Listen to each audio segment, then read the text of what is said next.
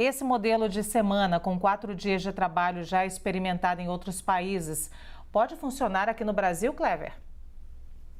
Ah, e vai ter mais um final de semana. O final de semana vai aumentar então para 3 dias, é isso? 3 dias. E olha que eu não estou falando, Clever, daquele pessoal que costuma faltar sempre, sabe? Sei, E acaba sei. fazendo o seu fim de semana, não. Estou falando de verdade, na lei. Eu acho que isso aí tem que ser levado em conta do ponto de vista jurídico e prático. Aí a questão entre empregado e empregador, né? Eu acho que é uma relação que as empresas e os empregadores devem realizar de maneira negocial, né? Eu acho que o modo tradicional do trabalho, com um dia de descanso, eventualmente metade do sábado ou o sábado inteiro, já é tradição. Veja na China.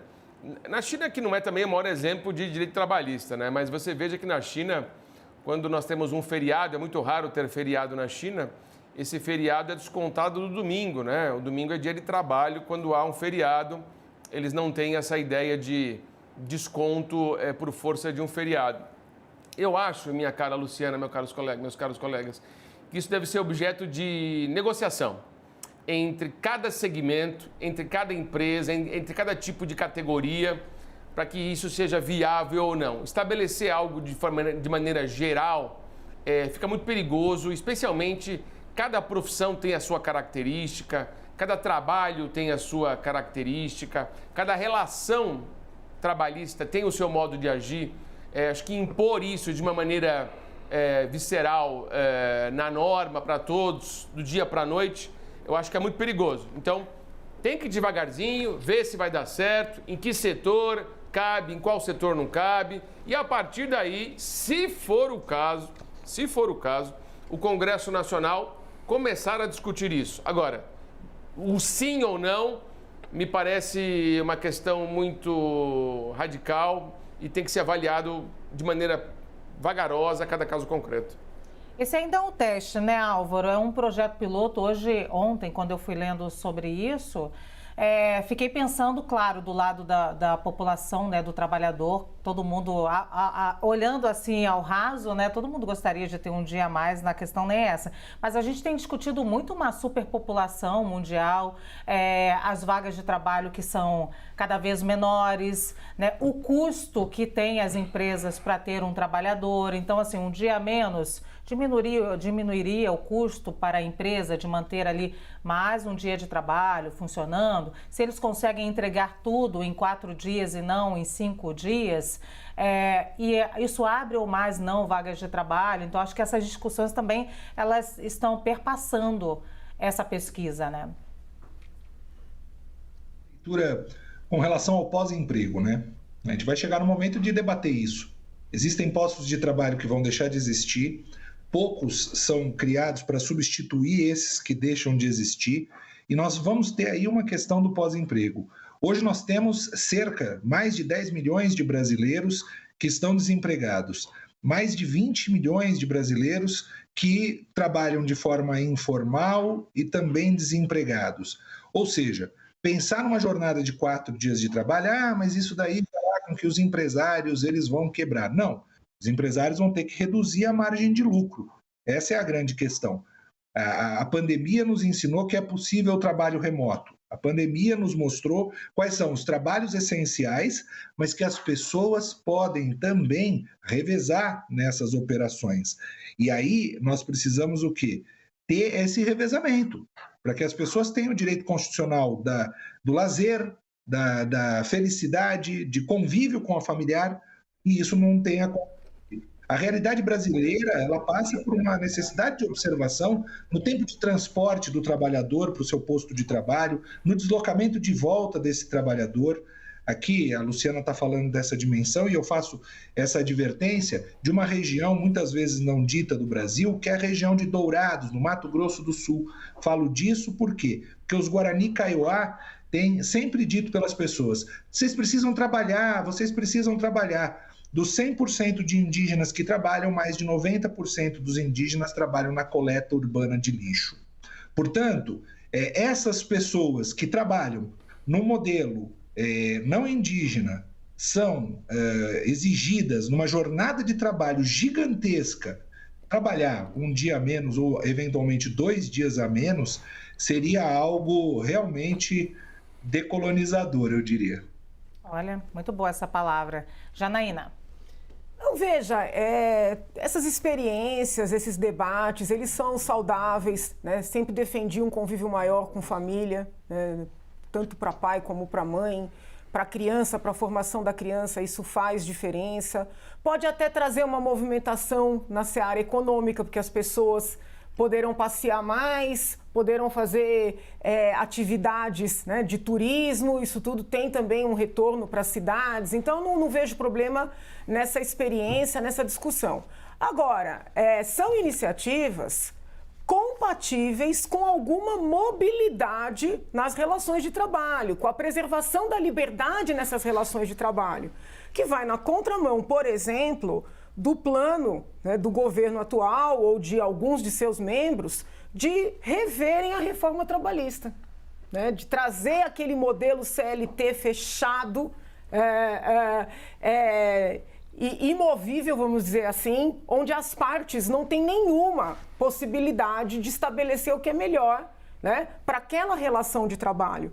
Então, eu não penso que seja uma questão do Congresso Nacional. Se você tem uma mobilidade, tem uma liberdade para estabelecer os vários contratos, pode ser também um contrato de 3 dias, de 4 dias, até menos, dependendo da seara. Por exemplo, eu tentei na Assembleia contratar um estatístico. E pelas regras da Assembleia, e eu sigo regra, se tem regra eu cumpro, a pessoa tinha que comparecer os 5 dias na semana e trabalhar pelo menos 8 horas. E os salários na Assembleia são bons. Cadê que eu consegui?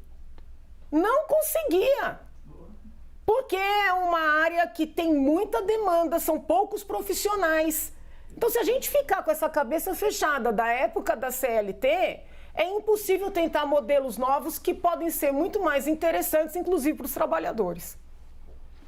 Mas a gente não estava falando exatamente de a mudança de dias, não falava em mudanças de leis trabalhistas, né? Uma pesquisa que está acontecendo no mundo inteiro. Sim, mas de repente vão querer, vamos dizer, instituir. Não, agora são 3 dias, ou são 4 dias, e tem que ter uma lei do Congresso. E aí estabelecer e impor esse modelo para todas as atividades, em todas as áreas. Isso pode, na verdade, prejudicar o trabalhador. Olha, mas essa daí não é um teste que não tem a ver nem com o Congresso, nem com o governo. Sim, eu digo no momento posterior, no momento entendeu? posterior. Isso. Não, e eu sou sempre essa que tem que falar com o telespectador, porque pode pegar pela metade e entender que já tem uma proposta do governo de mudar a lei trabalhista. Não, a proposta e você vai trabalhar 4 dias? A proposta do ministro é rever a reforma trabalhista que trouxe mais liberdade para as partes, entendeu? E aí diminui a liberdade de tentar coisas novas, é nesse sentido. Entendi. Muito bem, Ariel.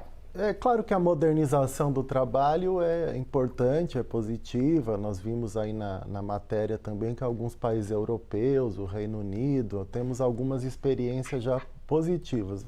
E vai de acordo com a nossa Constituição, o direito à vida, o direito à saúde, o direito ao lazer, à cultura, ao esporte, a convivência familiar, que está prevista bastante no próprio Estatuto da Criança e do Adolescente. Mas eu me preocupo com aqueles setores que, como durante a pandemia, muitos de nós fizemos trabalho online, mas boa parte dos trabalhadores, a grande maioria, aliás, não teve essa oportunidade, principalmente aquele trabalhador braçal, aquele pessoal da limpeza, vocês jornalistas, o pessoal da saúde, tanta gente que não teve essa oportunidade. Então, nós temos muita desigualdade no Brasil para tratarmos de questões desse tipo. E me preocupa também da pessoa. Ela vai trabalhar nesse modelo dos 4 dias, mas ela vai arrumar um outro emprego para trabalhar naquele dia que seria isso é pertinente, da bastante, folga, né? O que acontece muito com policiais e com várias carreiras, as pessoas que trabalham 12 por 36, elas trabalham às 12 horas e depois arrumam outros trabalhos para trabalhar às 36. E tem casos que nem dorme, né? Porque a noite está num bico, como acontece muito com o pessoal da área de segurança, o pessoal da saúde, então acaba mantendo o mesmo estresse. Então é necessário pensar em regulamentações para que, de fato, esse período de folga seja cumprido. Mas também tem um outro aspecto interessante na proposta, que muitas vezes a gente não consegue fazer algumas atividades nos dias de fim de semana, no sábado e domingo. Às vezes quer fazer um exame na área de saúde, não consegue. Você quer ir para uma consulta, você quer levar o filho numa consulta, não consegue. Você quer ir no banco, você não consegue também. Tem várias atividades burocráticas e do dia a dia da vida familiar e individual que a gente não consegue fazer no sábado e no domingo. E você tendo uma sexta ou uma segunda, eu acharia melhor na segunda, né? Porque é um dia, a gente sempre dá depressão no domingo à noite, não é verdade? Aí você fica doente com gripe na sexta e na segunda você tem aquele teu dia, né? Eu posso falar um segundinho? Sim. Muito rapidamente, para não dizer que eu falo mal só do governo federal, vou falar agora do estadual. O que eu diagnostiquei? Eu falo mal de todo mundo. O que eu diagnostiquei nesses 4 anos como deputada? Uma maldade com os funcionários do sistema prisional, principalmente. Muitas vezes tem funcionário do sistema prisional, o homem e a mulher, pois parece que eles fazem de propósito, colocam um numa cidade, num canto do estado, o outro do outro lado. O casal não consegue conviver, muitas vezes tem filho pequeno. Então, ainda que nós não adotemos os 4 dias, os 3 dias, eu acho que essa mentalidade de fazer um esforço para favorecer o relacionamento, a convivência familiar, no campo privado, mas também no campo público.